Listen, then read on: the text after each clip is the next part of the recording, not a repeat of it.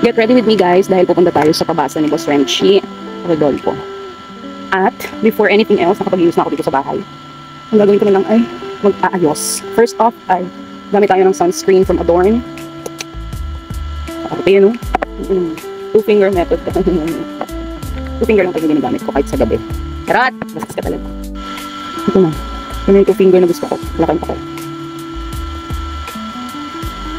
Meron pa ha. Gumagamit ako ng sunscreen dati.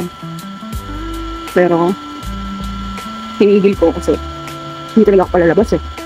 Parang feeling ko hindi ko kailangan. Kaso ngayon, grabe, ang araw, ang ina ay magpa-awat guys. Bilis lang ito mag-blend sa face. Mag-a-adapt siya sa skin tone mo.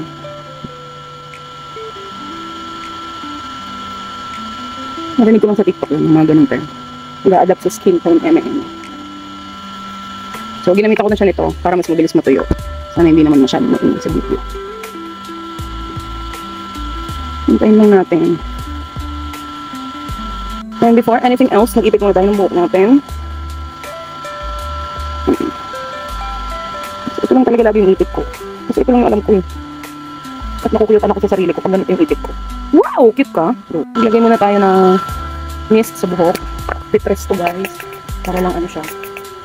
Comfort. Naiinitan naman tayo doon. And then, boosh. Mabilisan lang to. Diba? Okay na yan. Cute lang yun. Okay na ako dyan.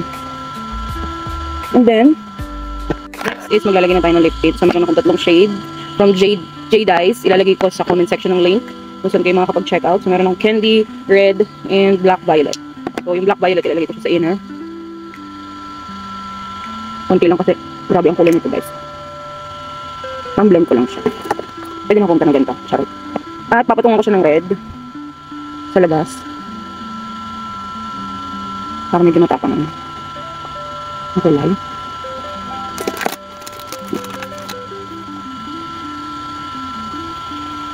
Tapos linisan lang natin ng mabilisan ng aking salamin. Para hindi naman maalkabok. Gumamit ako ng lens cleaner from Bud's Optical Service. Nasa Quiapo yung mga yan. If you guys want to check. Pero I think mas mura sa TikTok yung mga lens cleaner. So recently, meron akong napanood na kapag hindi ka nagsusuot lagi ng salamin. Kasi ganito yun eh. Kapag mataas na yung grado ng mata mo at nagsalamin ka, usually mas tumataas talaga yung grado.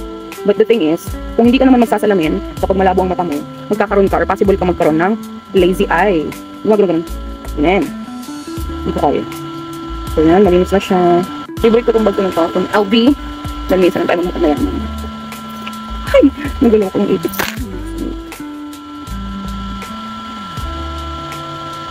Yan. Belt bag. Sa belt bag ako eh. Ngayon, okay na tayo. Papabango naman tayo. Clinic Happy Men ang gamit ko. Yan. Yan ang gamit ko guys. Kasi gusto ko mag-amoy lalaki.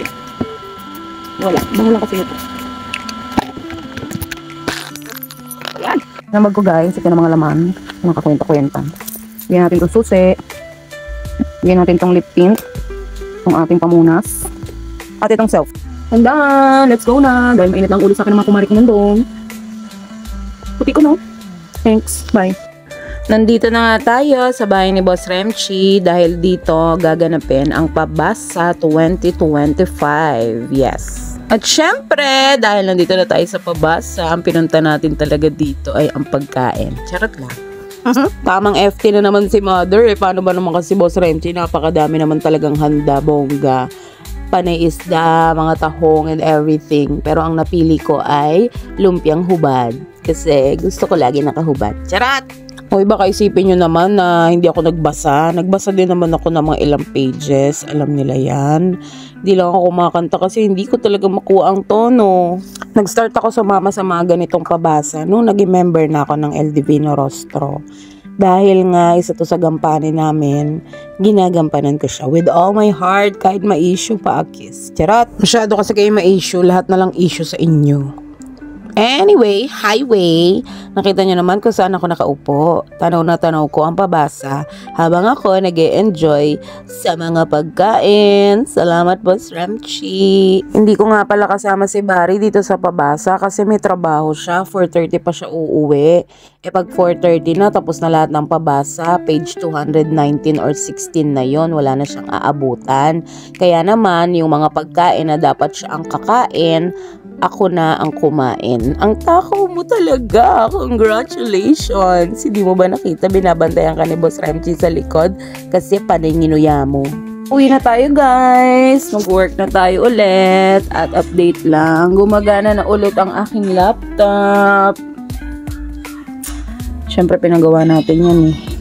5K din yan eh be. 5K ba? Charot. At kung umabot ka pa sa video na to, maraming salamat sa panonood. Piliin mo palagi maging masaya at huwag kalimutang magdasal sa Panginoon. Bye!